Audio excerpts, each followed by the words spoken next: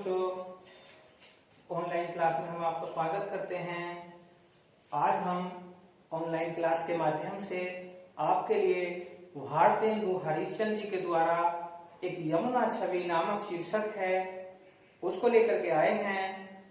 भारतेंदु हरिश्चंद्र जी ने जिस प्रकार से यमुना छवि का वर्णन किया है, यमुना की शोभा का वर्णन किया है, वह आज हम इस ऑनलाइन क्लास के माध्यम से आपको इससे संबंधित जो भी ज्ञान है उसका अर्जन कराएंगे, उसको ज्ञात कराएंगे, उसको समझाएंगे। तो हम तैयार हैं। इसमें भारतेंदु हरिश्चंद्र जी के द्वारा यमुना की छवि का वर्णन बड़े ही मार्मिक रूप से किया गया है, मानवीयकरण रूप से भी किया गया है। तो इसको पढ़ते हैं और तत्पश्चात इसके अर्थ को समझने का प्रयास करते हैं। तो चलिए आइए पढ़िए, सभी ध्यान से देखेंगे।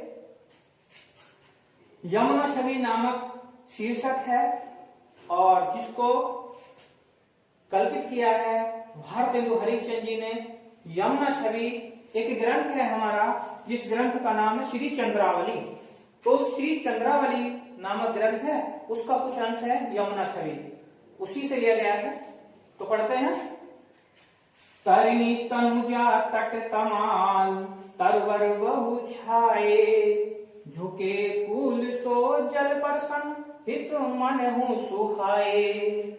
तरनी तनुजा तट तमाल तरवर बहु छाए, और झुके कूल जल परसन हित मन हूँ सुहाए। किन्हु मुकुर में लखत उजकी सब निज निज शोभा, और के प्रणवत जल जानि परम पावन फल लोभा। मनु आतप वारण तीर को सिमटी सवे छाए रहत, के हरि सेवा हित ने रहे निरखी नैन मन सुख लहत। तो ये काव्य पंक्तियां हैं, इनके बारे में समझना अवश्य है। तरनी तनुजा तट तमाल तरवर बहु छाए, तो इसको समझिए। तरनी तनुजा ये यमुना नदी के लिए आया है, क्योंकि आपको जानकारी होगी कि यमुना जो है वो सूर्य की पुत्री है, तनुजा पुत्री को कहा जाता है। तो ध्यान रहे, सूर्य की पुत्री है यमुना। तो यमुना नदी का यहाँ पे वर्णन है। तरनी तनुजा तट तमाल तरवर बहु छाए। तमाल कहते हैं, तमाल वृक्ष होता है एक प्रकार का, जैसे शीशम का वृक्ष होता है, नीम का होता है, सेम्बल का होता है, आम का होता है कि नहीं?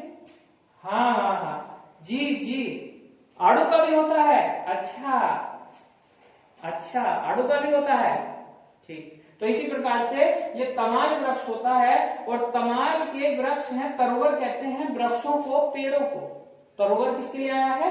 पेड़ के लिए आया है। यहाँ बहु शब्द जो आया है तो बहुत सारे के लिए आया है, बहुवचन का प्रयोग करते हैं ना, तो इसी प्रकार के बहुत सारे, छाए मतलब लगे हुए हैं। तरनी तनुजा तट तमाल तरवर बहु छाए। यमुना नदी के तट माने किनारा, किनारे पर तमाल के वृक्ष लगे हुए हैं, झुके हुए हैं। झुके कूल सो जल परसन हित मन हूँ सुहाए। तो क्या कर रहे हैं? झुके कूल भी किनारे के लिए आता है और तट भी किनारे के लिए आता है। यहाँ पर भारतेंदु जी ने अलग अलग एक ही बात को अलग अलग रूप में बताने का प्रयास किया है। देखिए, पर्यायवाची यहाँ पर है, तट भी है और कूल भी है। तो यहाँ तट भी किनारा हो गया, कूल भी किनारा हो गया। तो देखिए, झुके कूल सो जल परसन। जल किसका जल है? यमुना नदी का। किसका जल है? यमुना नदी का। क्या है? जल। झुके कूल सो जल परसन हित मन हूँ सुहाए।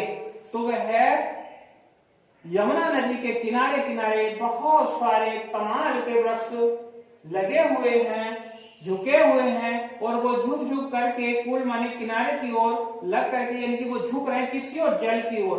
परसन देखने के लिए, हित मन हूँ सुहाए, यानी कि वह अपना चित्र देखने के लिए, अपना हित साधने के लिए, अपना प्रतिबिंब देखने के लिए, अपनी छाया देखने के लिए उसमें क्या कर रहे हैं? वो झुक रहे हैं। हो सकता है वो जल का स्पर्श करना चाहते हैं, ऐसा भी तो हो सकता है। यमुना नदी का स्वच्छ जल है, पवित्र जल है, शीतल जल है। तो पेड़ क्या कर रहे हैं? पेड़ उसकी ओर झुक रहे हैं। कौन से पेड़ हैं? तमाल के पेड़ हैं, तमाल के वृक्ष हैं। तो वो यमुना नदी के जल की ओर झुक रहे हैं। और हित मनहु सुहाए, अर्थात वह यमुना नदी के जल में झुक करके अपने छाया को देख करके प्रसन्न हो रहे हैं, देख रहे हैं, अपना हित कुछ उसमें चाह रहे हैं। किंदो मुकुर में लखत उजकी सब निज निज शोभा, अरे किंदो मुकुर में लखत उजकी सब निज निज शोभा। अब क्या कर रहे हैं, मुकुर यहाँ पे प्रतिबिंब के लिए, उसके दर्पण के लिए आया। जैसे हम सुबह सुबह तैयार होके विद्यालय जाते हैं, अपने कार्यालय जाते हैं, अपने ऑफिस जाते हैं, तो नहा धो के तैयार होकर के क्या करते हैं, दर्पण के सामने जाते हैं कि हम देखने में अच्छे लग रहे हैं या नहीं लग रहे हैं। तो यहाँ पे वृक्ष क्या कर रहे हैं, वृक्ष जो जल में प्रतिबिंब देख रहे हैं, अपना जल कैसा है, यमुना नदी का जल दर्पण के समान। जैसे दर्पण में चित्र देखा जाता है, अपना प्रतिबिंब देखा जाता है, रूप देखा जाता है, इसी प्रकार से वह वृक्ष उजकी झुक करके निज माने अपनी अपनी शोभा को देख रहे हैं, अपने अपने रूप को निहार रहे हैं। कौन कितना ऊंचा पेड़ होगा, कौन कितना बड़ा पेड़ होगा, तो वो सब देख रहे हैं। साधारण भाषा में भी मैं आपको समझाने का प्रयत्न कर रहा हूं। के प्रणवत जल जानी परम पावन फल लोभा, वो झुक रहे हैं, प्रणवत अर्थात झुक करके प्रणाम कर रहे हैं। क्या कर रहे हैं, प्रणवत झुक करके प्रणाम कर रहे हैं, किसको, जल जानी परम पावन फल लोभा, उसकी उसको जल को, नदी को प्रणाम कर रहे हैं, मानो वह अपना कुछ हित प्राप्त करना चाहते हैं। उनको कोई फल का लोभ है, वह उससे कुछ फल प्राप्त करना चाहते हैं, उसको स्पर्श करना चाहते हैं, उससे उसमें अपना प्रतिबिंब देख रहे हैं, उसकी ओर झुक रहे हैं, मानो वह उस जल के द्वारा अपना कुछ हित साधना चाहते हैं। अरे मनुआ तपुबार तीर को सिमटी सवे छाए रहत, ऐसा लगता तीर भी हमारे किनारे थे, वो तीर भी आया, तीर आया है, तट आया है, और कहा पुल आया है, सब किसके लिए आया, किनारे के लिए। यहाँ पे तीर ये धनुष बाण वाला तीर नहीं है, ये धनुष बाण वाला तीर नहीं है, समझ रहे हैं ना।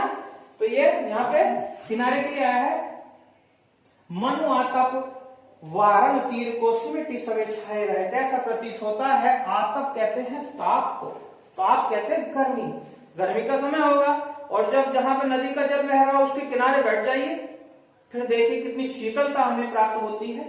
तो गर्मी के दिनों में अब पेड़ क्या कर रहे हैं, पेड़ कर रहे हैं कि वो उसकी ओर झुक रहे हैं, उसको स्पर्श करना चाहते हैं, अपना प्रतिबिंब देख रहे हैं, देख रहे हैं प्रतिबिंब, हाँ प्रतिबिंब देख रहे हैं, अपने रूप को निहार रहे हैं। अब क्या होता है, मनु आतप, मानो क्या कर रहे हैं, अपने ताप को, तीर माने उस किनारे पर बैठ करके सिमटी सब छाए रहे, सब उस किनारे पर इकट्ठे हो गए, एकत्रित हो गए अपने ताप को दूर करने के लिए। कैसे ताप दूर कर रहे हैं, वहां एसी थोड़ी ना चल रही है, या एसी चल रही है। अरे भैया शीतल जल की नदी के किनारे यदि आप बैठ जाओगे तो उसमें एसी भी वह इतनी शीतलता प्रदान करती है कि एसी भी उसके लिए कुछ भी नहीं है। तो देखिए प्रकृति ने जो हमें दिया है वह तो सब कुछ हमें ऐसा दिया है कि वो हमारे लिए हानिकारक नहीं होता। एसी में नुकसान हो जाएगा, लेकिन नदी के, हाँ अब जाके नदी के किनारे ही बैठना, यहाँ तो पास में कौन सी नदी है, रामगंगा नदी है, वहां जाके बैठ जाइएगा, ठीक। तो इसमें कहा है कि मनु आतप है, अपने ताप को दूर करना चाहते हैं, और सब एकत्रित होकर, इकट्ठे होकर के, सिमट करके तट पर आ गए, उसके किनारे पर आ गए, यमुना नदी के किनारे पर आ गए। के हरि सेवा हित में रहे निरखी नैन मन सुख लहत, वे कहते हैं ऐसा प्रतीत होता है जैसे वो क्या करना चाहते हैं, भगवान की सेवा करने के लिए झुके हुए हैं। नदी के किनारे यमुना नदी के जल की ओर वो झुके हुए हैं, प्रणवत कर रहे हैं, प्रणाम कर रहे हैं, जैसे हम किसी को झुक करके प्रणाम करते हैं, नमस्कार करते हैं, इसी प्रकार से मानो ऐसा लग रहा है जैसे वह हरि हरि कहते ईश्वर को, ईश्वर की सेवा में झुक रहे हो, अर्थात ईश्वर की सेवा करने के लिए वह प्रणवत हो, झुके हुए हो। नहीं रहे निरखी नैन मन, नैन किसके लिए आया है भैया, देखो नैन आया है नेत्रों के लिए, चक्षु के लिए, आंखों के लिए नैन शब्द आया है। तो नेह ऐसा लगता है उनको देख करके क्या हो रहा है, हमारे आंखों को और मन को सुख लहत बड़ा ही सुख प्राप्त हो रहा है। गोपी कहती है जो भी वहां पर देख रहे हैं इस वर्णन को, इस चित्रण को देख रहे हैं, इस दृश्य को देख रहे हैं, तो उनके मन और उनकी आंखों को अद्भुत और आनंदप्रद सुख की अनुभूति हो रही है। तो भारतेंदु जी ने यमुना छवि में इन काव्य पंक्तियों के द्वारा एक तरह से यमुना का, वृक्षों का मानवीयकरण अलंकार के रूप में चित्रण प्रस्तुत किया है। एक बात मैं और बता दूं आपको, इससे संबंधित कोई भी प्रश्न यदि आ जाए तो आप सरलतापूर्वक हल कर सकते हैं। इससे पूछा जाए इसमें कौन सा अलंकार है, तो अलंकार सबसे अच्छा उदाहरण, बड़ा ही सुंदर उदाहरण मेरे गुरुओं ने भी मुझे ये बताया था अनुप्रास अलंकार का। तो तब यही पंक्ति मेरी याद आती थी, क्या है, तरनी तनुजा तट तमाल अरे तरवर बहु छाए। तो यहाँ पे वर्ण की आवृत्ति हुई है, तय वर्ण की। देखिए, तरनी तनुजा तट तमाल तरवर, कितनी बार वर्ण की आवृत्ति हुई है, तो कौन सा अलंकार हुआ? पूर्व में भी हमने आपको बताया था। अच्छा, एक बार और बताते हैं, तो सुनिए, जहां पे वर्ण की आवृत्ति होती है वहां पर अनुप्रास अलंकार हो जाता है। लेकिन इतना भी ध्यान रखना, यहाँ उत्प्रेक्षा भी है। उत्प्रेक्षा कैसे है? मनहु शब्द आया है, मनहु मानो, जनहु जानो। इस प्रकार के यदि किसी पंक्ति के मध्य में इन शब्दों का प्रयोग किया जाता है तो वहां पर कौन सा अलंकार होता है? उत्प्रेक्षा अलंकार होता है। तो इसमें उत्प्रेक्षा अलंकार के दर्शन भी हमें हुए हैं। रस की बात आती है तो रस, आप ध्यान रहे, यहाँ पर श्रृंगार रस का वर्णन किया गया है। श्रृंगार की बातें हैं, सुंदरता की बातें हैं, शोभा की बातें हैं, और जहाँ पे शोभा, सुंदरता आदि की बातें होती हैं, आदि के बारे में बताया जाता है, तो निसंकोच आपको लिखना है वहां पर कौन सा अलंकार है? श्रृंगार अलंकार, श्रृंगार रस है, अलंकार नहीं रस है, श्रृंगार रस है। तो ऐसी बात आती है। अब अलंकार मैंने आपको बता दिया है कि उत्प्रेक्षा भी है और अनुप्रास भी है। तो आगे बढ़ेंगे, इसमें मैंने आपको कई बातें बता दी हैं, तो हमें ध्यान रखना है।